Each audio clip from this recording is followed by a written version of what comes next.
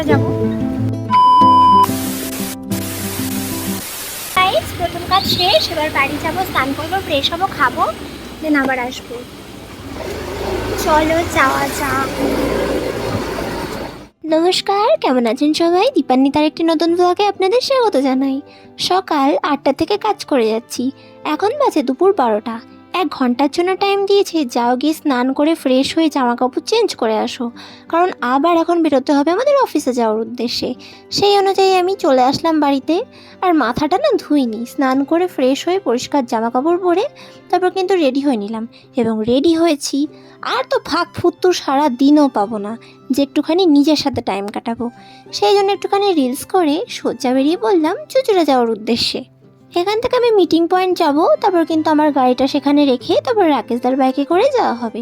এটাই নিয়ম, কারণ আমাকে কিন্তু সরকার পেট্রোলের পয়সা দেয় না যে আমি কাজটা গিয়ে করে আসবো আমার পেট্রোল খরচা করে। একদমই দেয় না, ভুল কথা। যখন দেয় আমি তখন আমার গাড়ি নিয়ে যাই। ইকুয়াল চলতে হয়, কারণ আমাকে তো আমার দিকটাও দেখতে হবে। চলে আসি রাকেশদার কাছে, এবং কিন্তু আমরা শ্রীরামপুর হয়ে কিন্তু দিল্লি রোডে উঠে পড়ি। প্রথমেই আমরা ভেবেছিলাম যে চুঁচুড়া যাব তো ট্রেনে করেই চলে যাই, তবে না, রাকেশদা বলল চল আজকে বাইকে করেই যাবি। আর বাইকে করে আর একটা আসার কারণ হচ্ছে আমাদের বৈদ্যবাটিতে শ্বেতপুর বলে যে জায়গাটা আছে ওখানে আমাদের দরকার ছিল। যাই হোক, এরপর কিন্তু আমরা চলে আসলাম আমাদের চুঁচুড়া ডিআইসিও অফিসে। আর এই যে আমার আধার কার্ডটা এনেছিলাম, রাকেশদারটাও এনেছিলাম। এখানে আসার মেন কারণ হচ্ছে আমাদের তো সামনেই ভোট নির্বাচন, তোমরা জানোই। আর আমাদের এখানে মানে আমাদের হিন্দমটর চত্বরে, যেটা হুগলি জেলার অন্তর্গত, এখানে কিন্তু ভোট হচ্ছে 29শে এপ্রিল। এবার রাকেশদা হচ্ছে সাংবাদিক, আমি হচ্ছি ফটো জার্নালিস্ট, মানে আমি চিত্র সাংবাদিক, আমি ক্যামেরাম্যান। যাই হোক, তো আমাদের কিন্তু ভোটের দিনের জন্য পাস নেওয়ার ছিল। হ্যাঁ, ভোটে আমাদের ডিউটি পড়েছে তো, আর এই পাসটা না হলে আমরা কিন্তু ভোটে কাজই করতে পারবো না।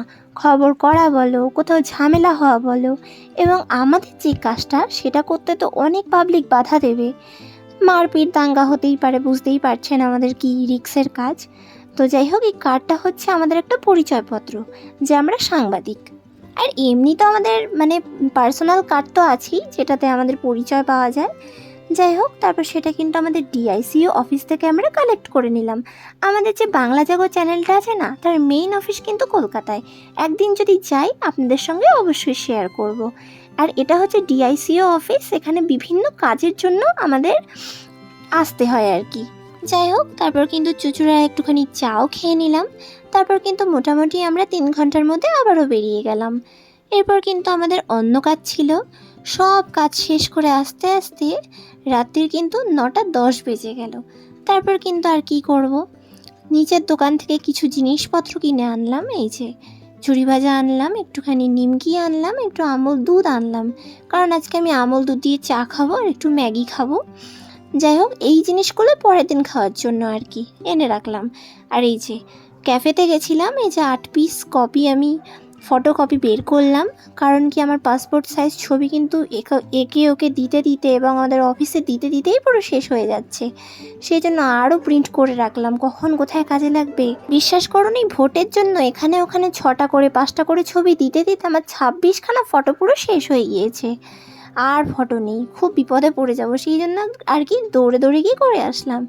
চলো, রাত এখন 9টা, যদিও 10টার সময় লোকে ডিনার করে নেয়, তবে আমার প্রচণ্ড চা তেষ্টা পেয়েছে আর একটু ম্যাগি খেতে ইচ্ছে করছে অনেক দিন পর।